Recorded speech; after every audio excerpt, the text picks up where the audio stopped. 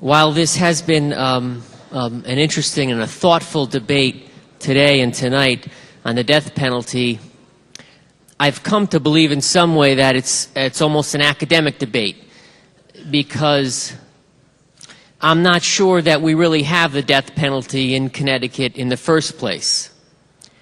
What I do know, through sitting on the Judiciary Committee for a number of years and sitting through hours and hours of public hearings and testimony and debates in the Judiciary Committee, debates on the House floor, listening to the Senate debate, I do know that we have an impractical, an obtuse, an unworkable, and a highly flawed statutory scheme which we tend to refer to as the death penalty. We have a so-called death penalty under which, in the last 52 years, we've executed one criminal. And by the way, we executed him only after he begged us to. So, as we continue to talk about this death penalty that we have, let's remember that it's as much a paper tiger as anything else, as it is anything else in my judgment.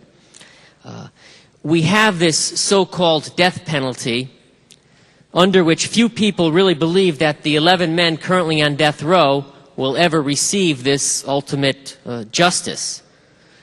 Certainly, if this bill passes, they won't receive that justice.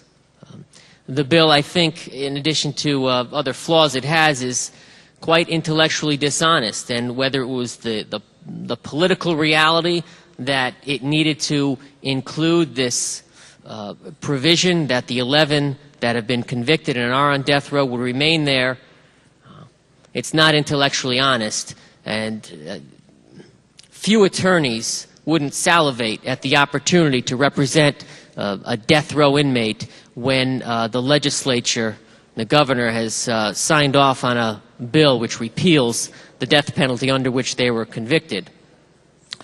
So if Connecticut is to have a death penalty, we ought to have a death penalty, one that's workable, one that's fair, one that is just. I'm not sure that what we have now falls into any of those categories. It's not workable, I'm not sure it's fair, and I don't think it serves justice. The families of the victims, I'm not sure that it's justice once the killer gets the death penalty for him to sit there in near perpetuity. So, again, we either ought to have a real death penalty or none at all. And year after year after year, this legislature goes through the exercise, whether it's in the committee level or on the House floor. It's made it even to the governor's office on one occasion, and we debate it. We have the public hearings. We talk about the nuances of the death penalty. We talk about every word in the statute, and we analyze it and overanalyze it. And maybe that's not an unimportant exercise for us to do. But again, the backdrop of this is we're doing all this for a so-called paper tiger death penalty under which one criminal was executed in the last over 50 years, and under which it's highly doubtful that any of the 11 that are there now are going to receive the ultimate punishment. So it's really consumed an inordinate amount of our time. And it strikes me as extraordinarily ironic, a sad irony, but an extraordinary irony nonetheless, that this same legislature that can talk for hours and year after year devote so much of our energies to worrying about whether we're going to put whether we're going to have a death penalty at all. Death penalty doesn't work in the first place.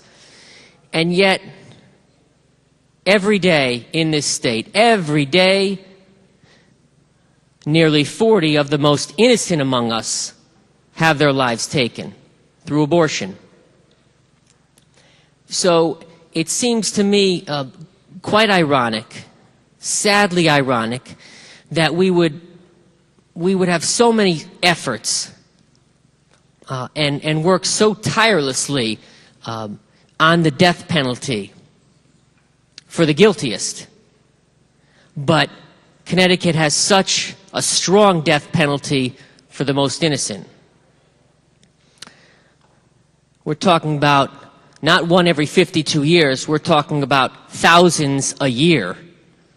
We can't have public hearings, we can't have debates on it, we can't run amendments on it. So this legislature seems to hear the pleas of the guiltiest among us, but willfully ignore the cries of the innocent.